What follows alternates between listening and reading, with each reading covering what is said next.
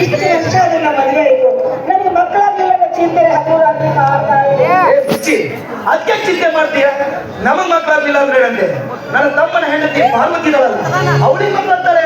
ಅವೇ ನಮ್ಮ ಮಕ್ಕಳಂತ ಎತ್ತಿ ಮುದ್ದಾಡ್ತಾನೆ. ಏನ ಮುದ್ದಿಡುವ ಪ್ರಸಂಗ ಈಗ ಬಂದಿದೆ ಅಂದ್ರೆ ಅಂದ್ರೆ ಈ ಪಾರ್ವತಿಯ ಗರ್ಭಿಣಿ ಇದ್ದಾಳೆ. ಸಂತೋಷ, ತುಂಬಾ ಸಂತೋಷ. ನಿಮ್ಗೆ ಸಂತೋಷ ಆಗ್ಲಿ ಏನ್ ಮಾಡುತ್ತೆ? ಎಷ್ಟಾದ್ರೂ ನೀವು ಒಂದೇ ತಾಯಿ ಮಕ್ಕಳ. ಏ ಸುವರ್ಣ, ನಿನ್ನ ಮನದಲ್ಲಿ ಮಕ್ಕಳಾಗಿಲ್ಲ ಅಂತ ಕಾಡ್ತಾ ಇದೆ, ಆದ್ರೆ ನನ್ನ ಮನಸ್ಸಲ್ಲಿ ಬೇರೆನೇ ಕಾಡ್ತಾ ಇದೆ.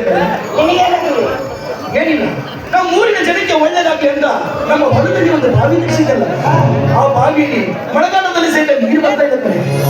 ಒಂದ್ ಕೆಲಸ ಮಾಡಿ, ಬಾವಿ ತೆಗೆಸಿರೋ ಮುಹೂರ್ತ ಸರಿಯಾಗಿಲ್ಲ, ಹೋಗಿ ಮುಹೂರ್ತ ಕೆಡಿಸ್ಕೊಂಡು.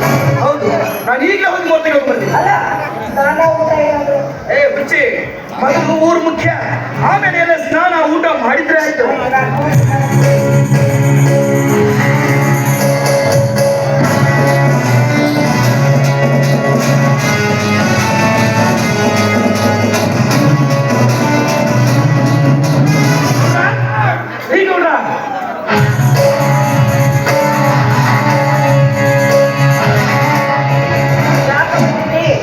ಏನಿಲ್ವ, ನಾಳೆ ಊರಾಗ ಹಬ್ಬಿತ್ತಲ್ರಿ, ಮನೆಗೆ ಏನಿದ್ದಲ್ಲ ಅಂತ ಗೌಡ್ರ ಕಾಣುವ ಸ್ವಲ್ಪ ರೊಕ್ಕ ಇಸ್ಕೊಂಡು ಹೋಗ್ತಾ ಬಂದಿದ್ರಿ. ನಾನು ಎಷ್ಟು ದಿನ ಆಯ್ತು ನೋಡ್ತಾ ಇದ್ದೀನಿ, ತಾಪತ್ರೆನೇ ತಪ್ಪಿಲ್ಲ ಮಾರ.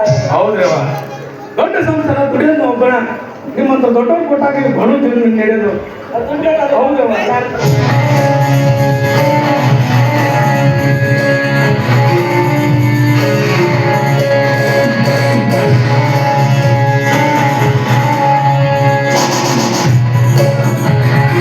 ನಿಮಗೆ ಪುಣ್ಯ ಬರಲ್ರಿ. ಏಟಾಗ್ಲಿ ದೊಡ್ಡದು ಇತ್ತು ನೋಡ್ರಿ ಒಂದು ಮನಸ್ಸು. ನೀನೆಲ್ಲ ಹೇಳ್ತೀಯ ದೊಡ್ಡ ಮನಸ್ಸು ಅಂತ, ಆದ್ರೆ ಈಗಿನ ಕಾಲದಲ್ಲಿ ಮಾಡಿದ ಉಪಕಾರ ಯಾರೋ ಹಿಡಿತಾರೆ. ಒಟ್ಟಾಗಿ ಕೈಯಲ್ಲ ಬಹಳ ಕೆಟ್ಟ. ನೀವು ಮುಗ್ಬಿಟ್ಟು ಬದುಕು ಬಂದ್ರ ನೀವು ಪ್ರಾಣ ಕೊಡಂದ್ರು ಕೊಡ್ಬೇಕಂದ್ರೆ, ಅದೇ ನಿನಗೆ ನನ್ನ ಮೇಲೆ ಅಷ್ಟೊಂದು ಅಭಿಮಾನ ಇದೆಯಾ? ತಾಯಿಯನ್ನ ಅಭಿಮಾನ ಮಗನಿಗಿರಲ್ಲೇನ್ರಿ? ನಾನು ಹೇಳಿದ ಕೆಲಸನ ನೀನು ದೃಢ ಮನಸ್ಸಿನಿಂದ ಹೇಳ್ರಿ, ಹುಲಿ ಹಾಲು ಬೇಕಂದ್ರೆ ತಂದು ಕೊಡ್ತಾನ ನಿಮ್ಮ ಮಗ ಹನುಮ.